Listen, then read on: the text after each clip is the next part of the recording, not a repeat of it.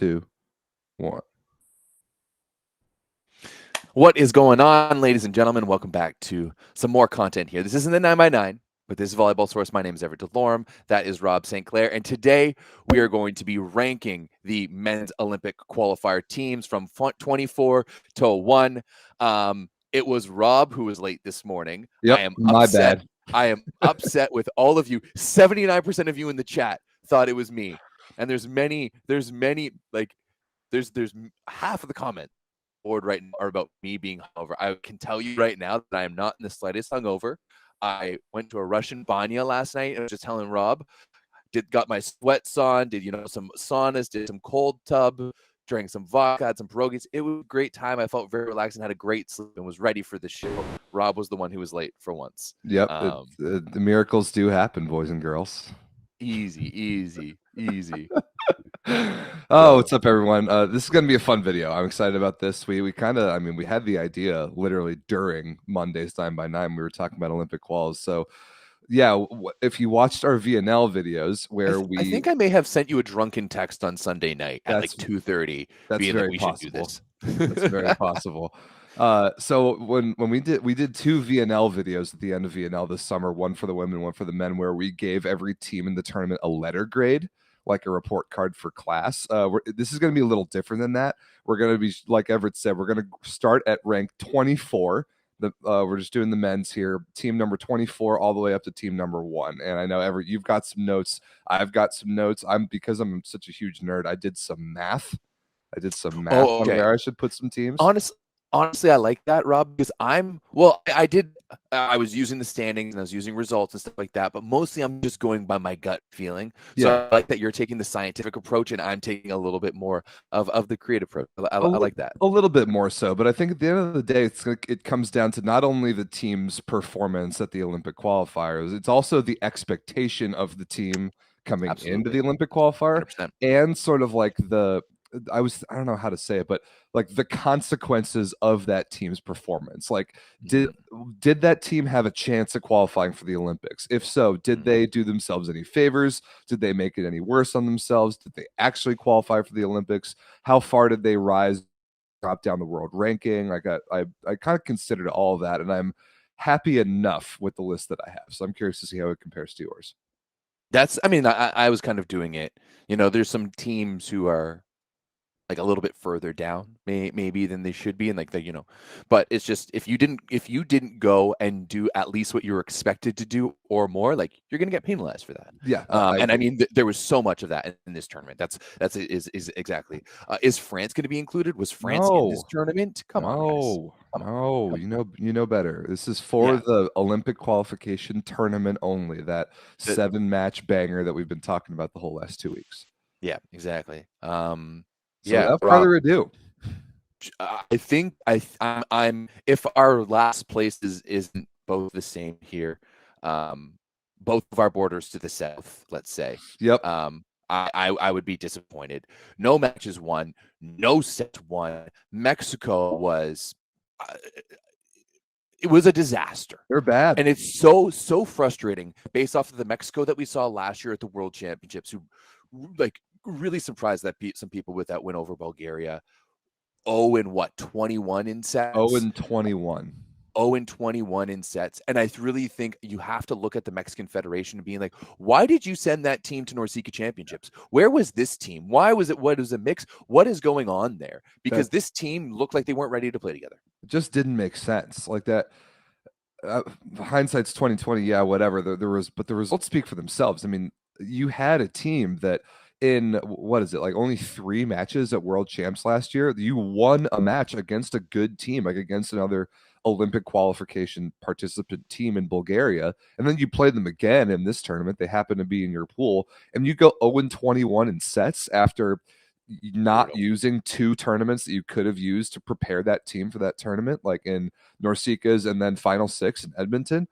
I just don't understand that. They're the only team to not win a set. The only place we could put them is dead last. Yeah, absolutely. I'm upset about it because it sucks. I'm a big fan of Mexican volleyball, as we're big fans of NORCECA here, and this was a good tournament for NORCECA, except for that. Mexico is the black mark on NORCECA from both the men's and women's Olympic qualifiers. Yeah, But to be honest, Rob, I'm already mad that we've talked about them this long. Let's move on. What's your number 23? My number 23 team is Iran. Oh, Iran, okay. second Wow. to last.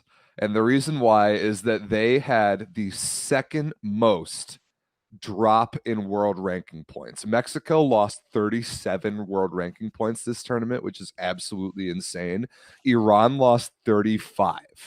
Second worst drop among any team in the entire tournament. They went 1-6 with only 4 points. They dropped down at least 3 places in the world rankings. Their coach quit in the middle of the tournament. And the fact of the matter is that coming in, I mean, I know they didn't have a good VNL. Like they on the eye test, we didn't think that Iran really had a chance at qualifying for the Olympics, but mathematically, was expected to be competitive. Exactly. Mathematically, they absolutely had a chance at the Olympics, and they had the worst tournament humanly possible, and so bad that their coach quit halfway through. Yeah. It was the worst decade. It was the worst tournament I've seen from Iran ever. It was, and I've been watching Iran now for a little over a decade. I think it was the World Cup 2011 that like really brought them onto the scene, and they started beating some teams. And I was just like, Iran's legit. This is the worst event I've seen from them in over a decade. Just a bad outing for them. I don't have them this low, Rob, but I fully support and agree with this one. Okay, who's your number 23? I'm going with Tunisia. I mean, they won 2 sets, and ultimately their Olympic dream. Like this is one of the few lower tier teams that actually had an Olympic dream. They were leading in the rankings on top of Egypt, heading into this one, despite losing the African Championships. Then not only did they lose to Egypt, but Egypt also picked up another win that got them 10 plus points. Like they're pretty much dead and gone. Egypt will be moving on. So Tunisia, they just weren't relevant to me whatsoever. They did have some fire jerseys though. I did really like the Tunisian jerseys. Yeah, the rare example of you don't get any positive uniform karma. But the 2 African teams, Tunisia and Egypt, were interesting ones to rank because they're not going to beat anybody major, except in Egypt's case they happen to beat Japan. But they both absolutely had Olympic hopes in a very different way. Yeah, and so Tunisia got squashed. So that's why for me they're my 23rd ranked team. 100%. You'll be seeing them on my list pretty shortly. All right. I'm just going to go right to 22 here, Rob. I'm going to Qatar. Okay. I just had all 3 teams that went 0-7 down and my bottom 3. Qatar, while managing to win 3 sets, they didn't really get blown out of the water. You know, they were one of the lower ranked teams coming in and continue to be lower. Like I didn't expect them, given who they had. I didn't expect them to win any games. And I know that they had a pretty good Challenger Cup, Volleyball Challenger Cup and all that stuff. Yeah, for me, Qatar, 0-7, really not relevant. Even losing, like providing Iran's one win. Qatar, that's my 22nd team. So this is a great example in how the current world ranking system hurts a team like Qatar just for playing a tournament, because Qatar had no business being in this tournament. They had no business being in the World Championship last year. They had no business, like they're not at the level of these other top 24 teams in the world. And they went 0-7, and they lost 32 world ranking points. That I think is just not fair for a team like that. They shouldn't get. They weren't expected to win any matches. They had a hard pool. They had like 7 other teams in their pool that were legitimately good. Like their 7 seed was the Czech Republic. Like the Czech Republic is legit.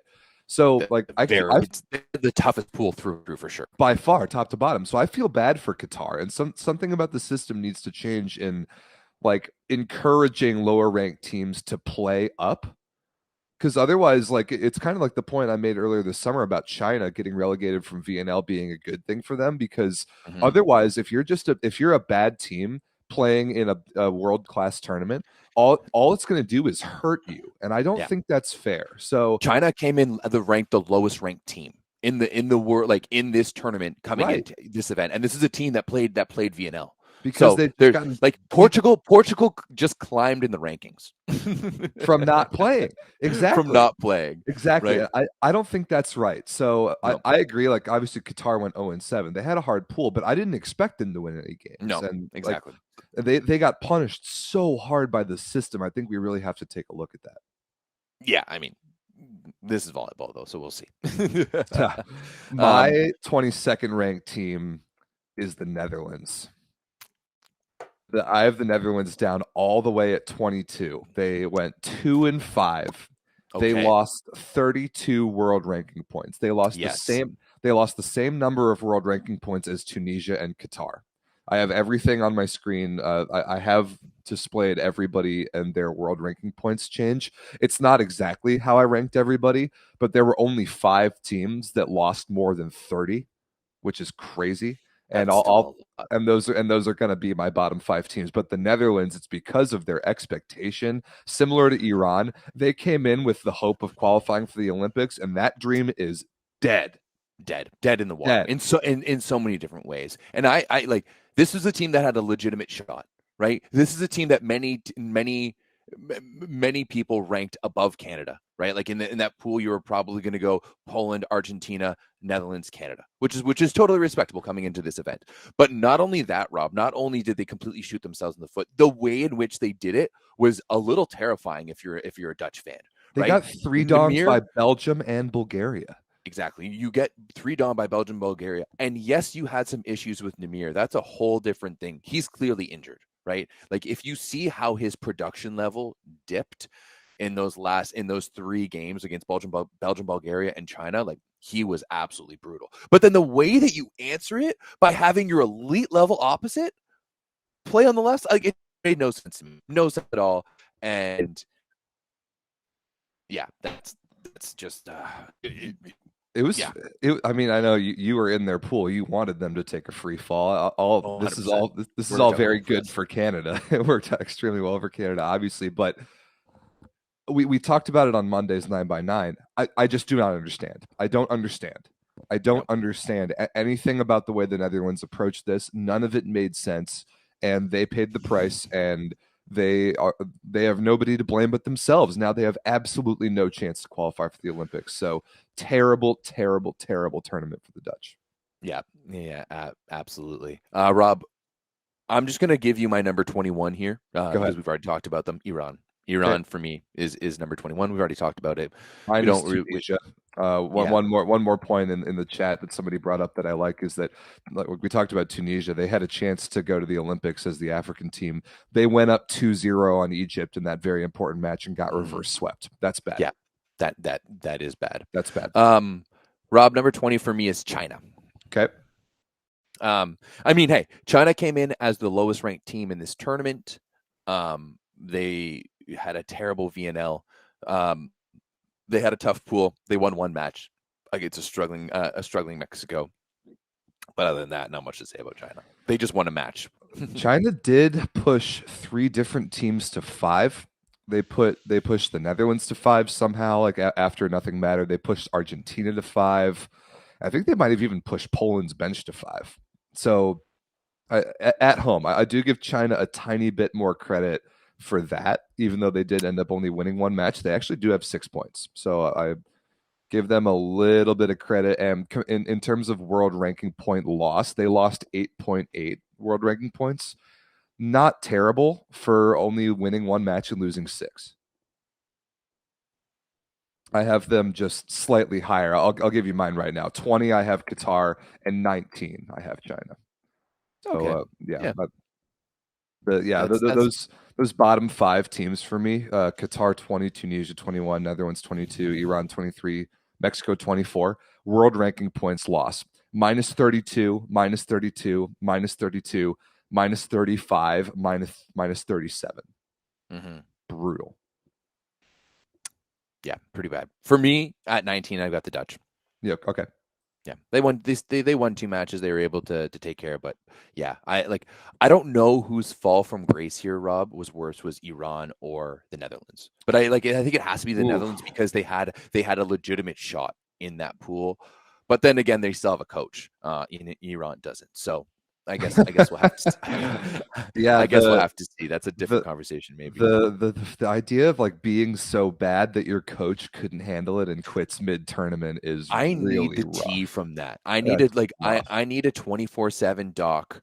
I need like an NFL films type of style behind Iran's team, and I want to know what happened. I want to Seriously. know. I need it. I need Okay. it.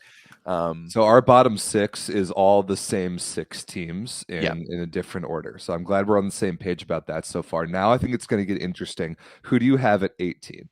I went with Finland. Okay. Finland just they're very much a non-factor for me. I mean, they beat Egypt, they beat Tunisia. That's about it.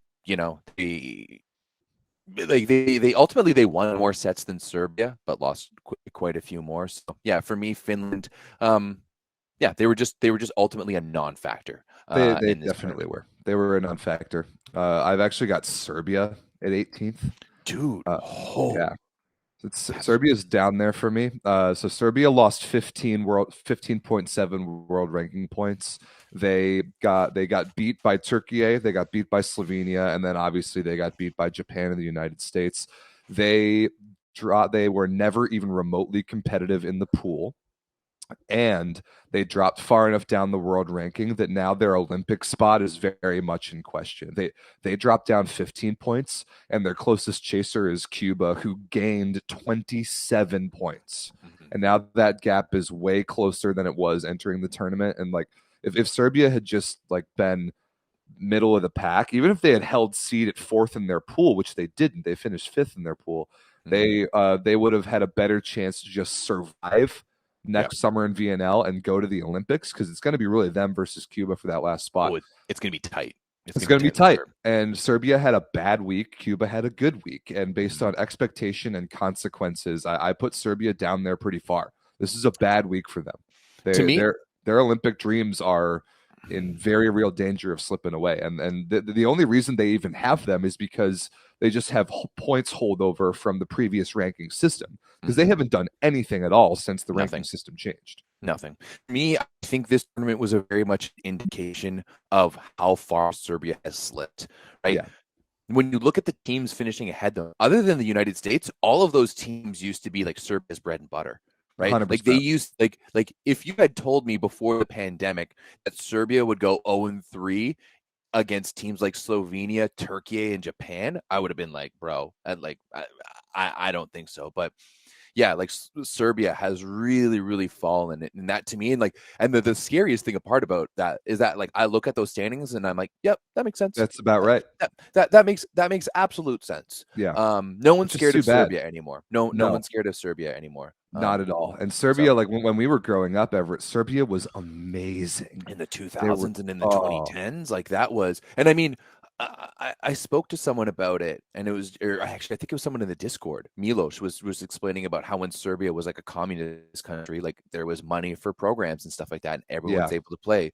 But now that it's much more capitalistic, like there's so many less opportunities, and it's so. I guess we'll have to see what happens with Serbia, but I'm kind of expecting Cuba to overtake them.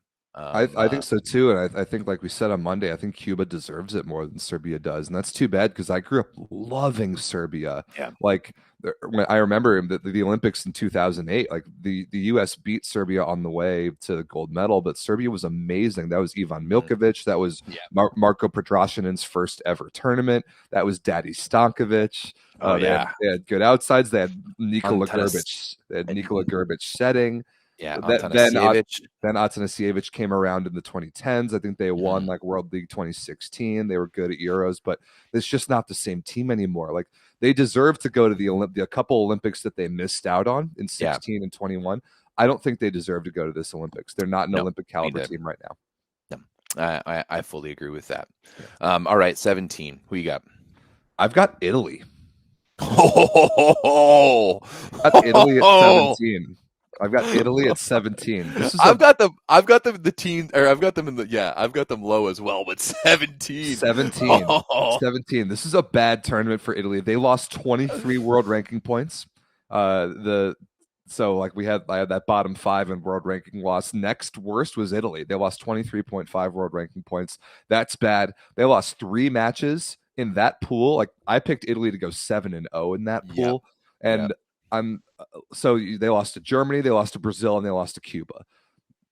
Everyone lost to Germany this week. Germany played out of their minds. They lost to Brazil and Brazil in 5. Okay, whatever. They lost to a very good Cuban team. Okay, whatever. But Losing all there's three of those all games three is an issue. as Yeah. the reigning world champions, and the we talked about it on Monday. Like the strategy of Italy, the way that they attacked this summer, just in obviously it's hindsight, but it doesn't make sense. It No. doesn't make sense to have played Gianelli every single game of all 3 tournaments this summer.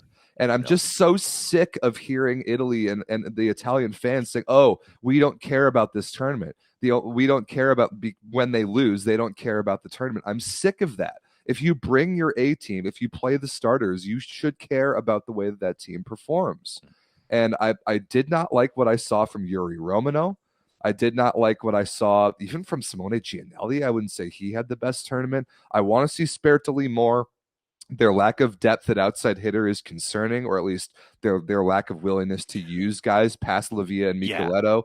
I don't I'm think that there's a lack of depth there. I just think it's there's not DeGiorgi got to not figure willing things to out. use it.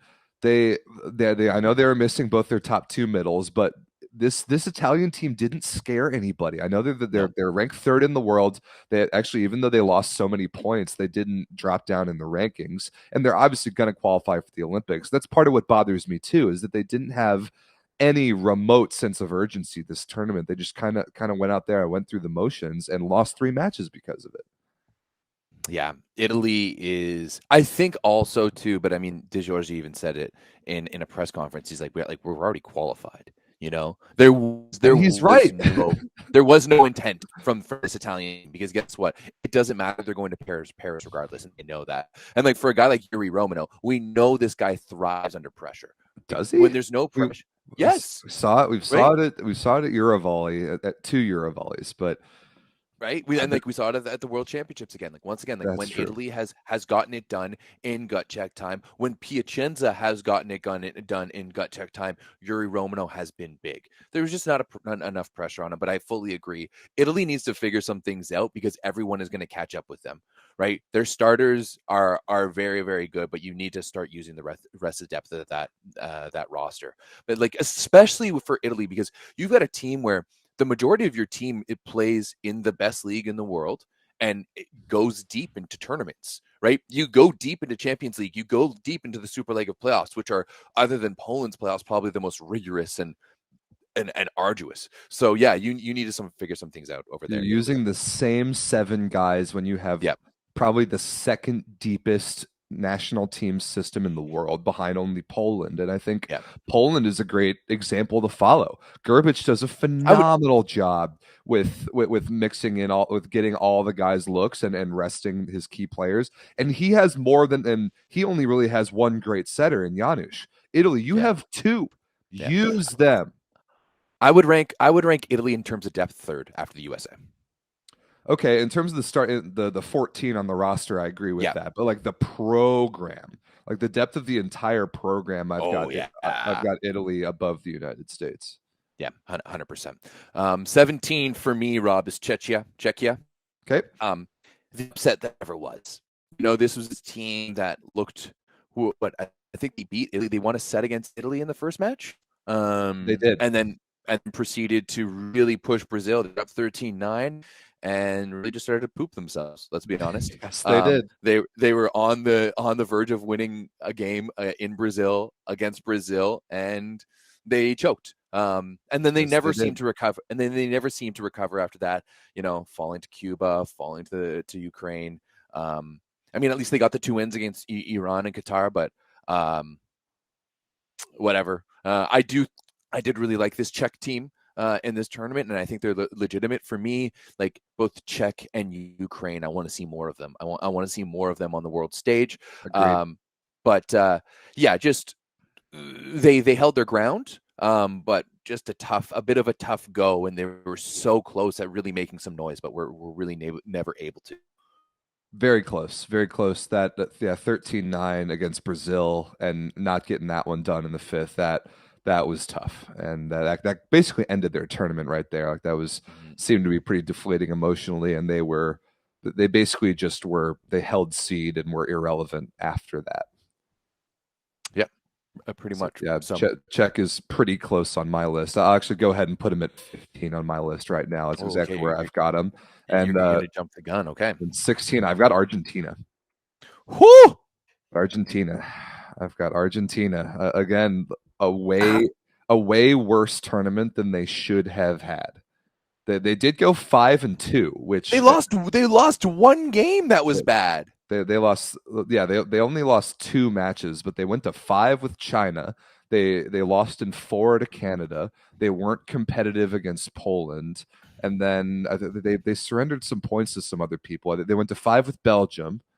They and then it's more eye test to me, and they had a chance to slam the door and legitimately jump head first into the Olympics and just did not do that. It seemed like they were sort of in the Italy boat where they had the, you know what, our world ranking is high enough and we know that we're going to qualify, which they will.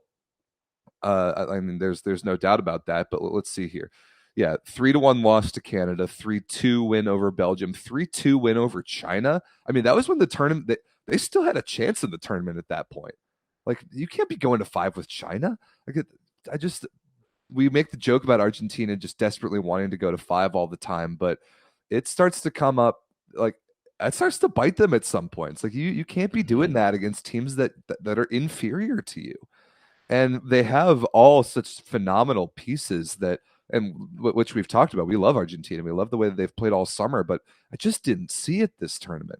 I didn't see the outside hitter production, even though they have 5 great ones. I didn't see it.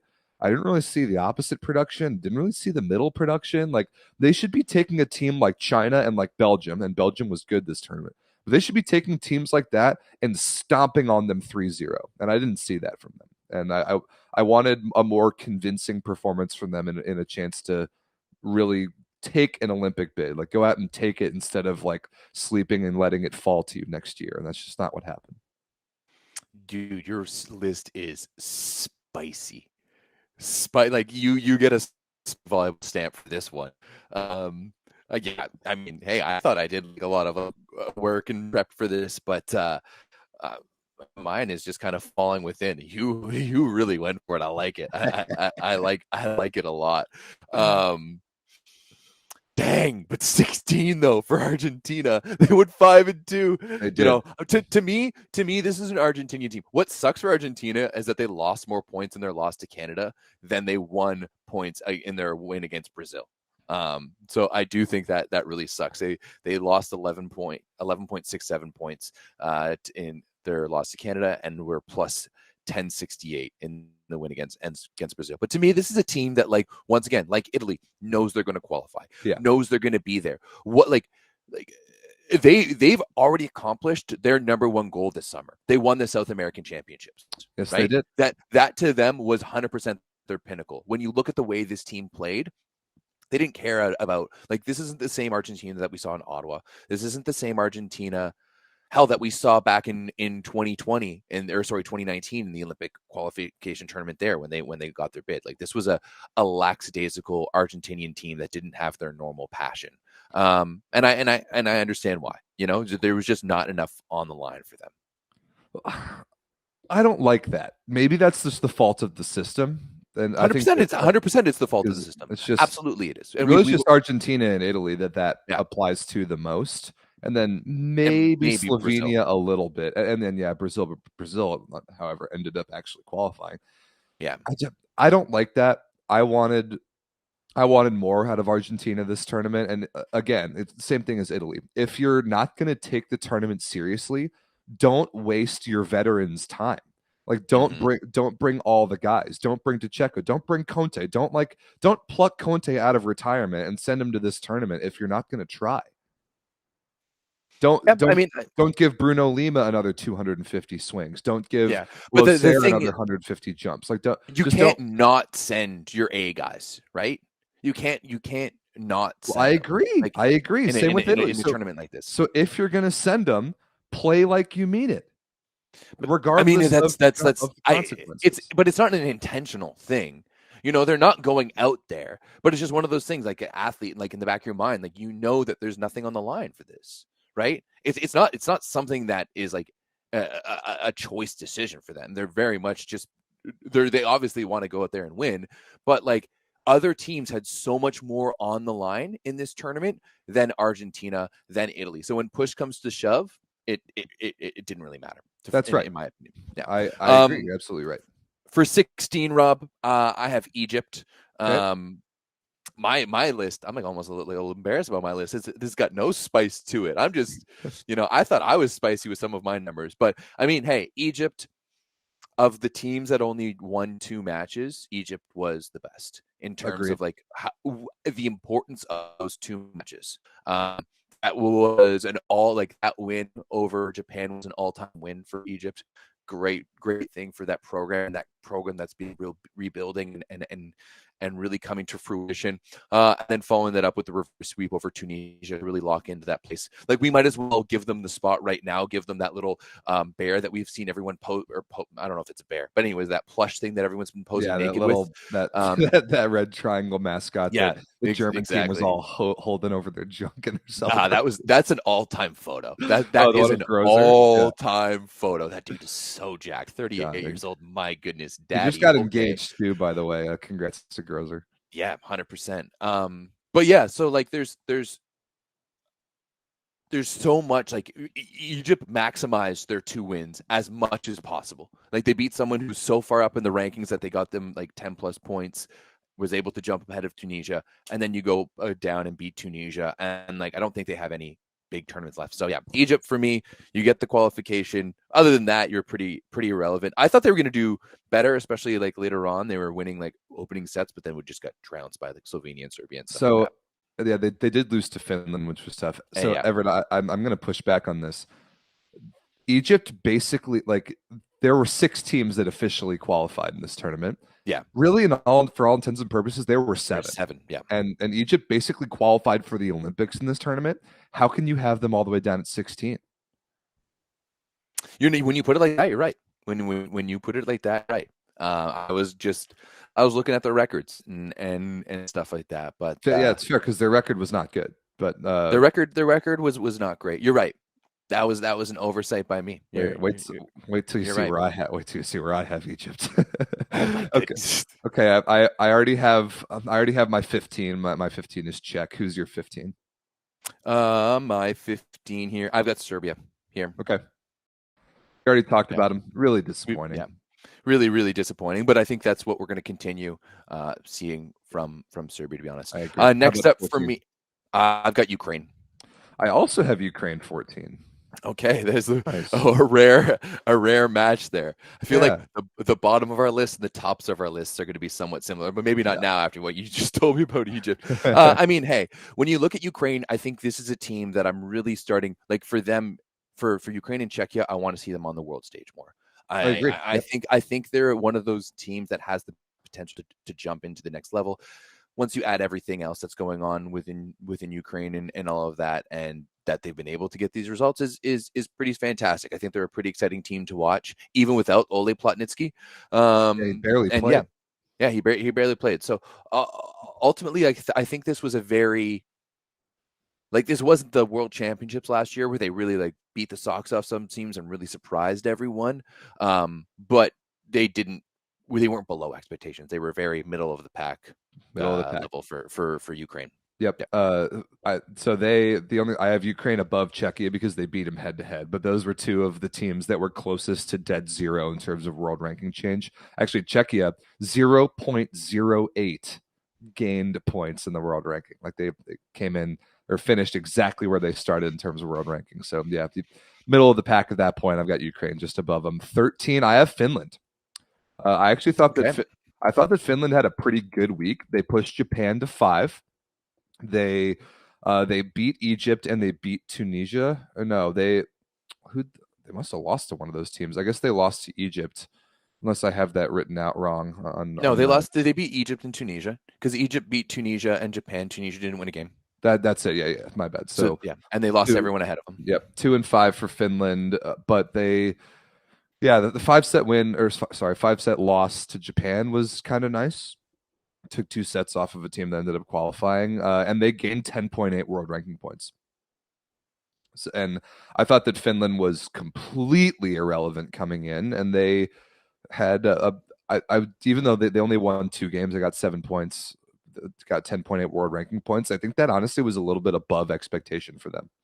Yeah. So I gave them a little bit of Okay. credit for that. Not much, but a little bit. Okay. Fair enough. I like that. For me, Rob, 13 of Italy. Okay. Yeah. So Yeah. also in the teens, I thought it was Bottom very half. disappointing.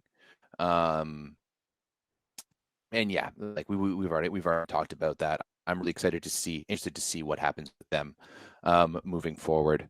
Yeah, because it's very interesting. Yeah, obviously Italy's going to the Olympics, but they haven't looked like that much of a threat lately.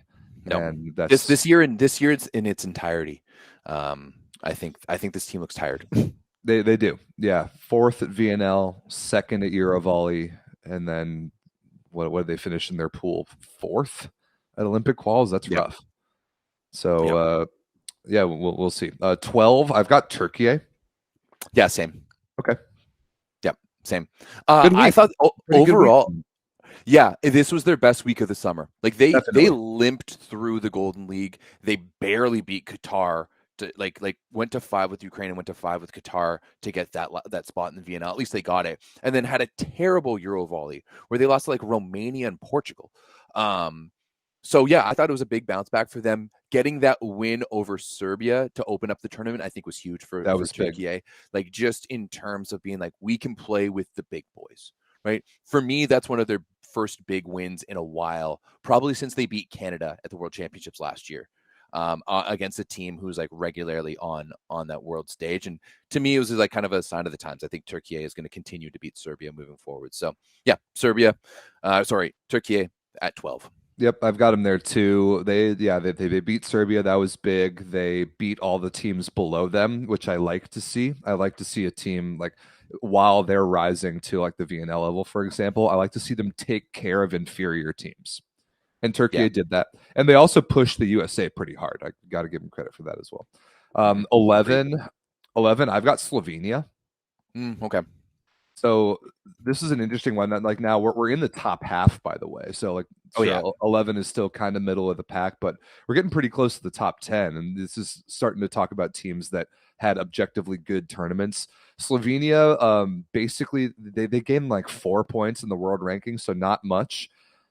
I would have had them higher if they had been more competitive against the US and Japan. Okay. They got swept by both. Or no, sorry, they took a set from the US, but they got swept by Japan, and they had a chance to go out and grab their first Olympic bid ever. And in order to do that, like if I would say when they do get to the Olympics, they will have to play better against other Olympic caliber teams. Kind of like Arthur Schwartz was telling us at Norsika, like if you want to go to the Olympics, you have to play great against other Olympic caliber teams. I was hoping that Slovenia would do that a little bit more, but when you look at the picture, and especially after Slovenia three-dong Serbia to end the tournament, the gap between them and Serbia in world ranking is so vast that Slovenia is in. Slovenia is in. Like Slovenia is going to the Olympics. So they certainly didn't hurt themselves this tournament. I think they've cemented their spot as that second to last team in by the rankings, and so I think that's certainly good enough. Yeah, I mean Slovenia is like 50 plus points ahead of Serbia right now. Yeah, it's a huge gap. Yeah, I'll just fill mine in because I've got Argentina at 11, Slovenia at 10. Great. Yeah, so I mean we've just talked about both those teams. Slovenia to me is a legitimate team. But I agree with you. I would have liked to see, like, especially in that big, like Japan seemed vulnerable, right? They went to 5. They went to 5 with Finland, and then they lost to Egypt. Like that's the time to pounce. That's the time if you're going to have a big game. I know it's in Japan, it's tough, but I would have liked to see at least them take one set. You know, don't go out there and get 3-donned when your Olympic hopes are on the line, especially if you're that close to the cusp. But ultimately, still took care of. Yep, did the best they could. 10, I've got Bulgaria. Okay. pretty darn good tournament from Bulgaria. I mean, they've been so bad the last couple VNLs, like so Mm-hmm. bad that it's kind of a miracle they haven't been relegated the last two VNLs, and they've just on the eye test. I mean, we saw them last year, Everett, and you were obviously rooting against them this VNL because the picture with Canada and Bulgaria was just not good, just Mm-hmm. not good at all. But then this tournament out of nowhere, 4-3, 11 points, pretty good. They gained 27 points in the world ranking this tournament. Very good. The 3-0 win over the Netherlands was enormous. The 3-2 win over Belgium was probably the most consequential match of the entire tournament, even though it had nothing to do with Bulgaria's chances to qualify for the Olympics. Svetan Sokolov, by the way, just the other day announced his retirement from the national team, which I think we kind of expected. But he goes out on top, really, with one of the biggest wins of the year. His biggest win of his career. His biggest win, without a doubt. That was the biggest win of his career. We were not going to talk about it anymore. He went out in a flaming glory, and I absolutely love that. I would do anything for that man now. It was a passing of, Svetan Sokolov, we made the joke on Monday that he's already been inducted into the Canadian Athletics Hall of Fame. Bulgaria, though, we also kind of saw a passing of the torch moment. We saw Svetan Sokolov right off into the sunset with an all-time win over Belgium, and we saw a 16-year-old. We saw 16-year-old Simeon Nikolov come in against the Netherlands, rip an ace, get a one-on-one stuff block to help win that third set in overtime and win the match. And we know how good Bulgaria's youth system is. We got to see Simeon Nikolov set Sokolov the ball, who's like twice his age, and must have been a cool moment. And I think that Bulgaria now is officially moved on to the next generation. And they did so in a way that should have their program feeling pretty good about where they're at after a positive showing from this tournament. They were way down there in world ranking. Now they're back up to 20th. I think honestly that's about right. So this is a good tournament for Bulgaria, and obviously Canada owes them the world. Yeah, I mean, fully. I have them at 9. Okay.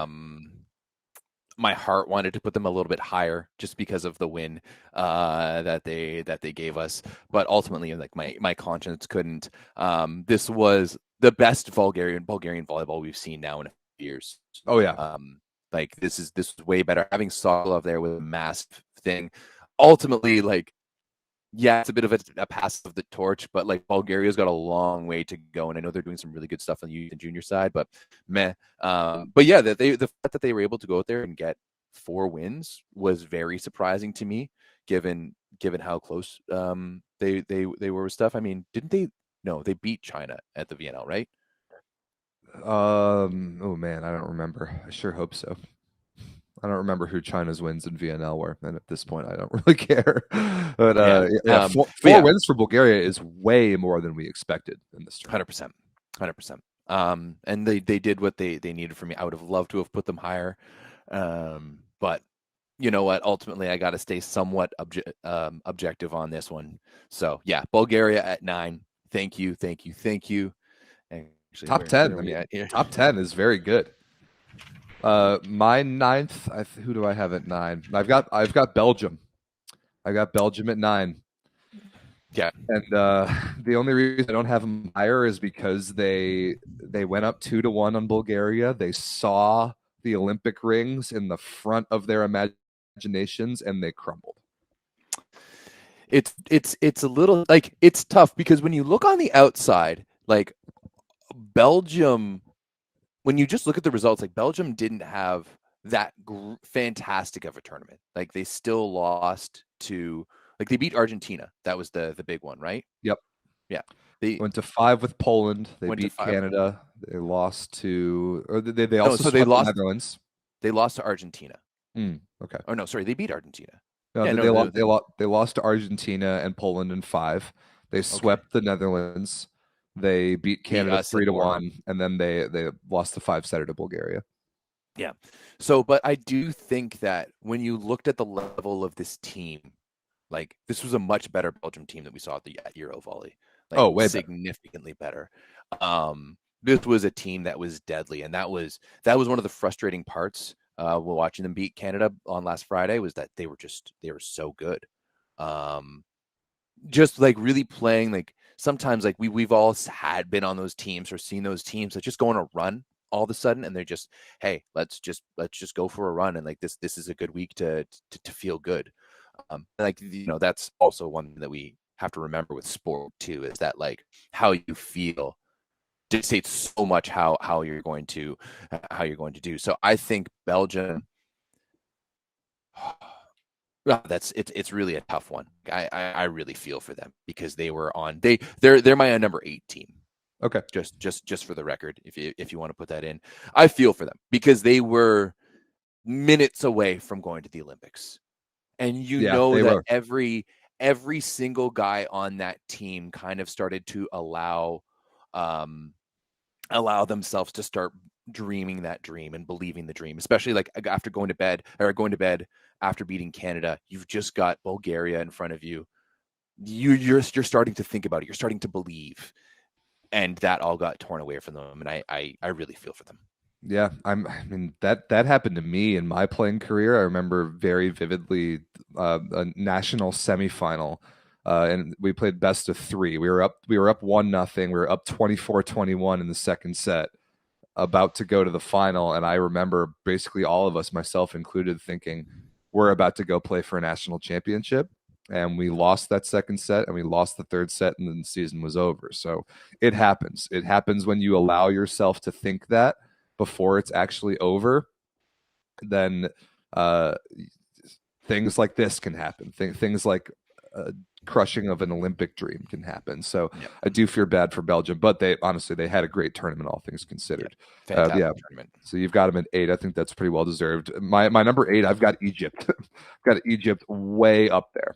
Okay. Way up there at 8 because, like I said, they basically locked up an Olympic bid. They won the 2 most important matches of the quad, really. They beat Japan in Japan, which might be one of the great upsets of all time. And they beat their one African competitor head-to-head in Tunisia. And they were down 2-0 both times. Came back to win both of those matches. That's a heck of a lot of mental fortitude. I'm impressed.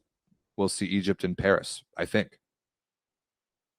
Yeah, fully. And I agree. They're going to be there. 7, Rob, who you got? I've got Cuba. Yeah, same. Same. Okay, perfect. So we just on the outside looking in. At first, I thought they were really struggling this tournament because they lost to Germany, but then everyone started losing to Germany, and that was like the win against Cuba was kind of that first indication that Germany might be on to something, because like even in that match they dominated the first set. Cuba did, yes. And Cuba did, yeah, for sure. And it looked like, like Cuba up into that point, I thought Cuba was going to qualify had they won that match, maybe a little bit different. But you bounce back, you get a massive win against Italy. You had a chance to qualify. It wasn't really in your hands, but hey, it was a tough one. And once again, we talked about how close they are with Serbia, only like 20 points behind. They beat Serbia at VNL. That could be a big swing. So yeah, I think Cuba at 7. Yeah, I think it's perfect. I mean, 6 teams qualified for the Olympics, and I'm glad that you and I are on the same page, Everett, as those 6 teams are the top 6. 100%. Cuba is the next closest. They did almost everything they could. Yeah, on day 7, it was out of their hands. Had Italy beaten Brazil, Cuba would have qualified, like straight up. Yeah. So we have to give Cuba credit for that. Plus, they gained 27 world ranking points this week. That is the second most in the tournament. There's one team who gained a heck of a lot more, who I'll obviously talk about, but Cuba, Belgium, and Bulgaria, all 3 gained 27 world ranking points this event. That's big. And for Cuba, it's actually gonna matter a lot because they closed the gap with Serbia, like we said, and they've got a great chance to go to the Olympics next year. Yeah, 100%. So I'm rooting for Cuba. I mean, I had originally picked them to actually qualify for this tournament. Obviously, it didn't happen, but I still think that we've seen so much quality from Cuba recently. I agree. And this was a tournament that could have gone really poorly for them. They had a really hard pool because they had a really tough pool, but they took care of business against teams that would normally shake them to their rocker. Like the Ukrainians, like there was so much potential for upset there with Ukraine, Czech Republic, Iran, even Qatar. We saw Qatar push just Turkey over this year, and those are the type of teams that sometimes Cuba just lays down a little bit. just lays down a bit of blow. So yeah, give big ups to Cuba. Agreed. So here we are, the top 6. The 6 teams that did actually qualify, that finished top 2 in their pools at this Olympic qualifier tournament. Very curious to see how we rank these. At 6, I've got Japan. Okay. I've got Japan at 6. So it turns out that I'm looking at my list right now that my top 3 are the teams that finish first in their pools. My bottom 3 or my 4, 5, 6 are the teams that finish second in their pools. So I've got Japan at 6 because they took care of business. They were at home. They went 5-2. They lost the United States in 5 in a completely meaningless match on day 6. But that loss to Egypt was really bad. That loss to Egypt was really bad. It was bad. It was. But hey, ultimately it gave Egypt that spot. Big ups on Japan for really turning it around because those first 2 matches for them was rough. That first block of matches was rough. I mean, I've also got them at 6. Okay. Just because, they lost 2 games and whatnot. But yeah, I think Japan did much better in the second half and really settled some things down. They turned it around tremendously. Yeah, they get a lot of credit for that. And that win against Slovenia was really big. I mean, another team that really didn't matter if they qualified or not. But had they not qualified at home, I mean, I don't know what Volleyball World would have done. They would have had a bit of a conniption. It would have been very much like, we always support our players no matter what type of thing. They already had to drop one of those tweets after the loss to Egypt. I don't know what they would have done if they had to drop another one.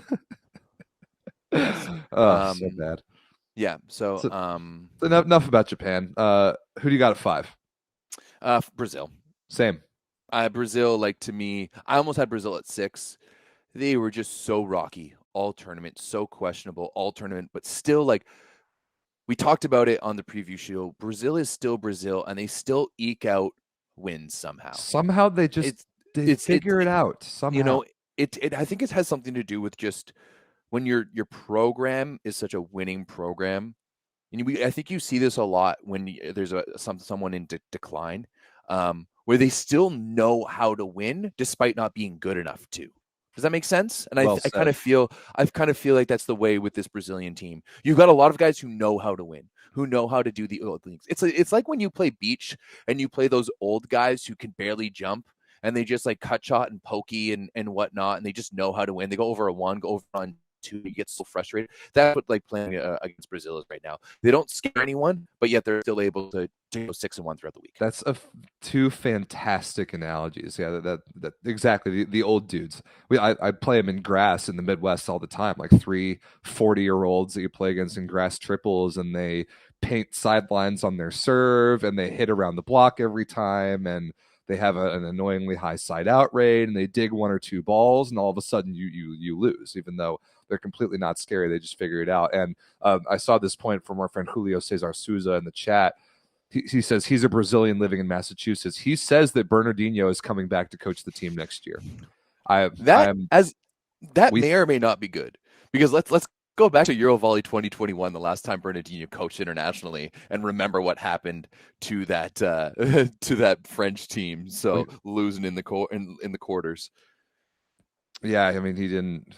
That was really his only tournament. France was hung over the entire event. But yeah, I'll if somebody put in the Volleyball Source Discord, and it might already be in there. I just haven't checked. If there's a source or a link that says Bernardinho's coming back. Now, I predicted it on Monday's show. I thought that he would be the betting favorite. He's the obvious choice. The obvious choice. You can't. It's the same thing as Canada. And Glenn Hogue. Yeah. Yeah, exactly. If Samuel decides to quit tomorrow, Glenn Hogue's coming back. Sure. That's just what's going to happen, and it's the same thing. Yeah. All right. Who do you got at 4? At 4, I have Poland. Okay. Poland, while going undefeated, were pushed to 5 many times by teams that they shouldn't have been. I agree. They went to 5 against Belgium. They went to 5 against Canada. And while 5 against China for some reason. Went to 5 against China. And you can say, oh, the Polish bench. Poland doesn't have a bench. You have a backup setter. That's it. Right. Everyone else is a legitimate starter anywhere, basically.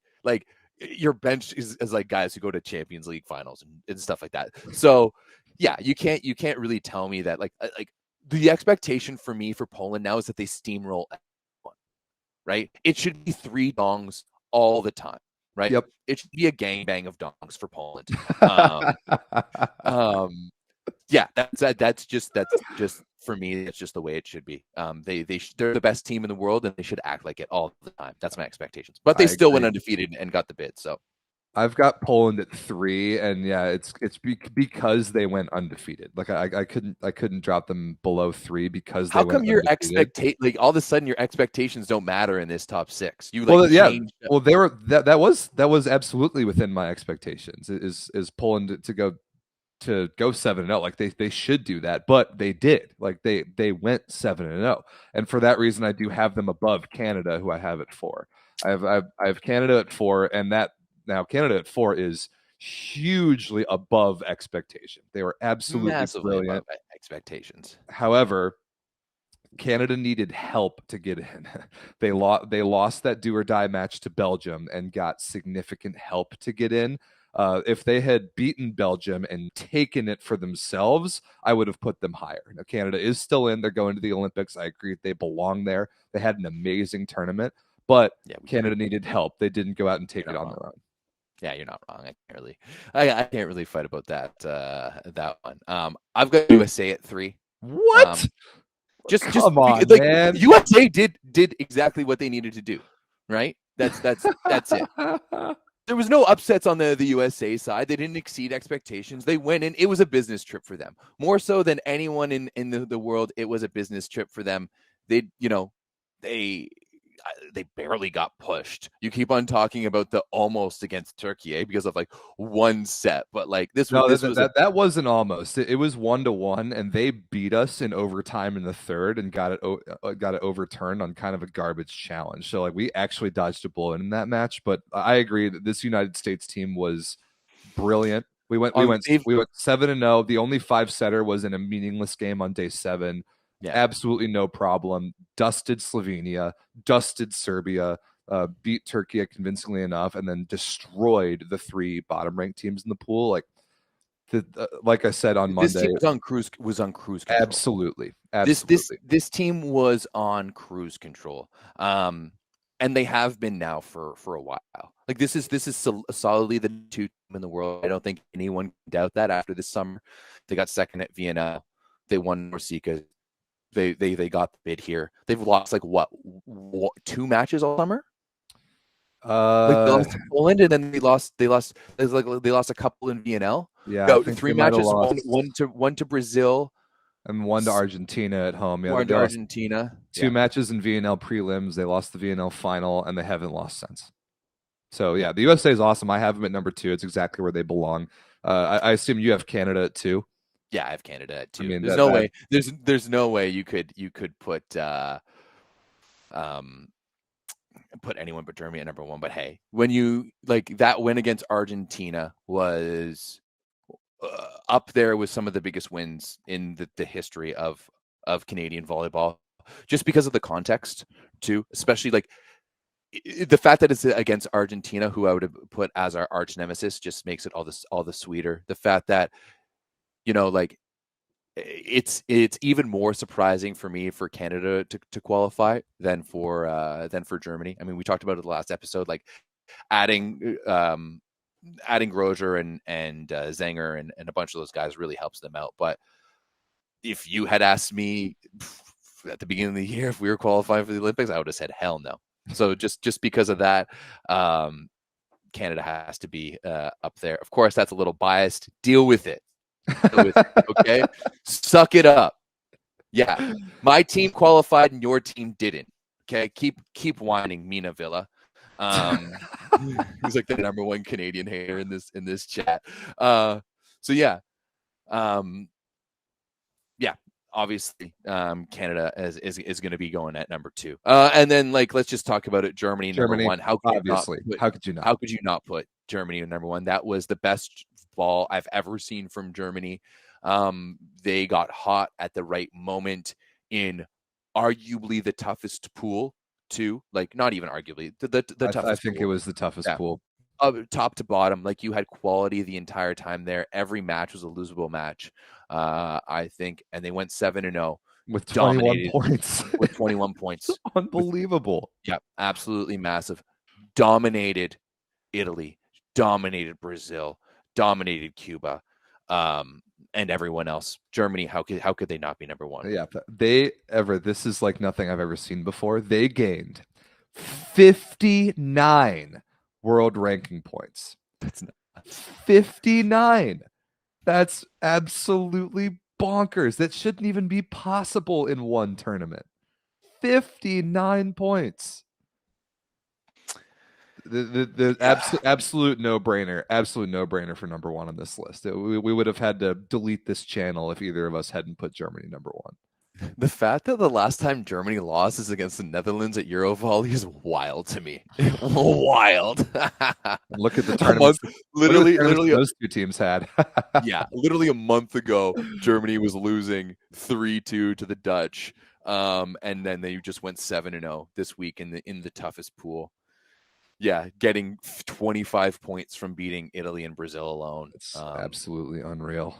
Yeah, it was absolutely bonkers. They had one, and it was fun ball to watch. It was like they played just really simple, solid volleyball. I'm excited to see if they can keep it up again next year. Right? Can you recapture the magic of what this tournament was into an Olympic Games? Right? That's such a good question. Right? And to me, it's like how Winiarski manages this team throughout VNL is really going to be indicative of how, like does Grosjean play VNL? I don't know.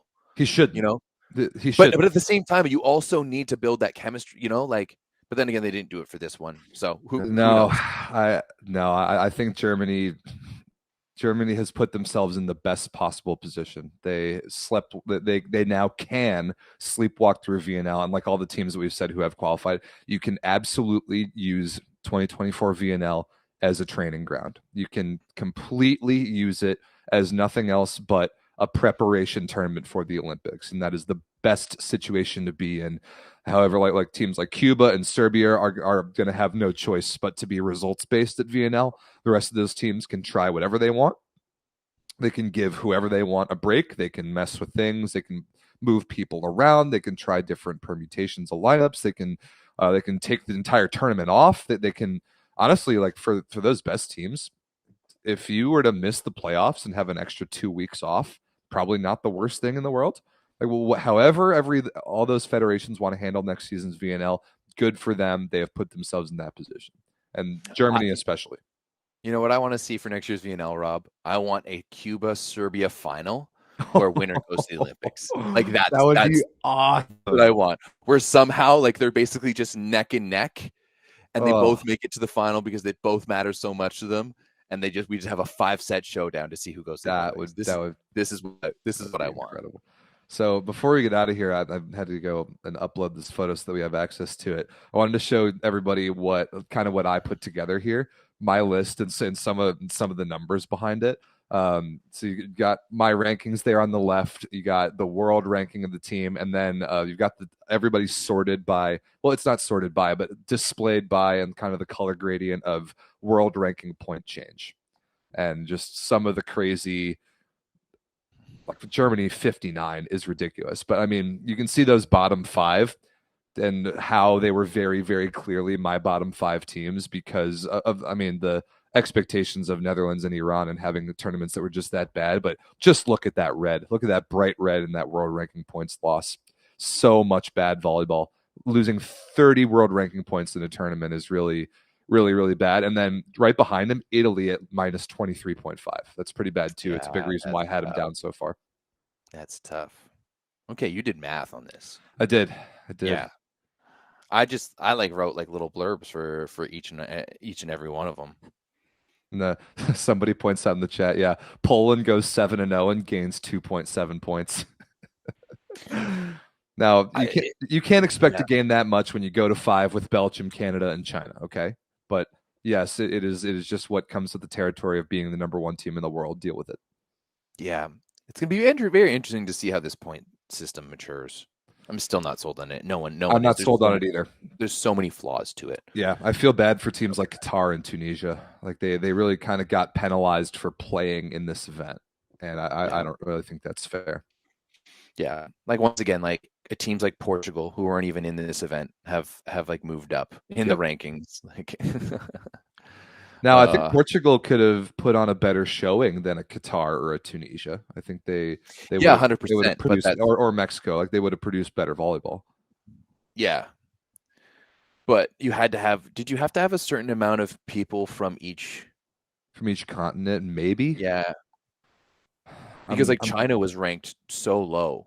Like they weren't ranked 24th starting into this, were they? Oh no, they must have been. no, I mean they were way down there, but they were a host, and this was set a long time ago. So it was True, probably true, like true. before this VNL when China dropped so far down. And yeah, good point again in the chat. At least they removed Russia from the world ranking because, like at the Yeah. beginning of the summer, during early VNL, Russia was moving up. I think they moved all the way up as high as number 2 in the world and haven't played in 2 years, and that was it didn't make any sense. Yeah, absolutely. So yeah, very interesting, very interesting. That's it for national team season. We're going to do, Everett, one more video next week where we kind of go over some superlatives, give out some season long awards for national team season. Yeah, I like that. Are we going to do a ranking for men? I don't know, because like that women's tournament just didn't really have any drama. No, no There drama. there's so No like drama. it was kind of all just chalk. Like the only Yep. team that came out of nowhere and surprised anybody was the Dominican Republic, and so they would take top 6, obviously. But the good teams were good, the bad teams were bad, the middle of the pack teams were middle in the pack. I just don't think we would have that much to talk about. Okay. Well, if we're going to do international superlatives, let's do one show for men and one show for women. Oh, I think we should combine them. No, Well, they should let have their separate categories for sure. Like have each category have a men's and the women's side. But I also think we should crowdsource it to the Discord a little bit. Like have the yeah, that's what I definitely think that's what we should do. so if you want to be a part of that, we'll be putting out a poll in the next couple of days as we prepare for a video we're going to do next week. We'll put out a poll in the Volleyball Source Discord. If you want to be a part of that, make sure you join it. The Discord link is in the video description. It is the best online volleyball chat community in the world. 100%. And It's been going off recently. It's been a lot of fun throughout this Olympic qualifiers. And once again, as we're wrapping national team season, if you're new to us, we gotta like Rob. We more than doubled like our best episodes of the 9x9 during the World Championships last year. We're getting like 2,000 views. Like we've more than doubled that, like tripled that sometimes now. So if you're a new fan to us, we do cover professional volleyball all throughout the winter as well. So as we start wrapping up all of the international stuff, we're going to be hitting you with previews for different leagues, and of course the 9x9 will just keep you covered every step of the way as well. Yeah, we're gonna try our very best to do a full like Superliga and Plusliga preview like we did last year. The problem is that the turnaround is so fast. Like the Superliga starts next weekend, I think, like the 22nd, and the Lega Volley Femminile already started.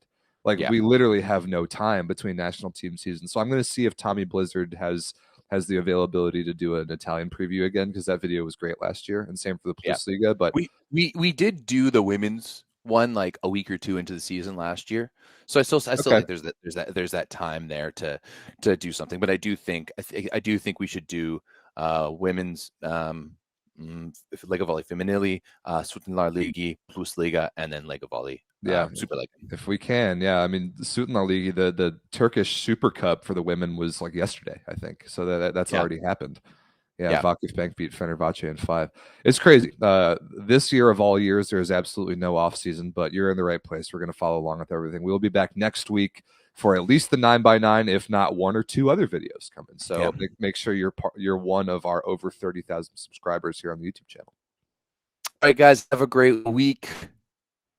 Yeah, this has been 2 episodes this week. That's a lot. Have a great week. We love you all. Peace. Take a good weekend off for some volleyball, and let's get ready for. Oh, and actually, no, you can watch Superliga. True. Lega Volley. All right. Peace.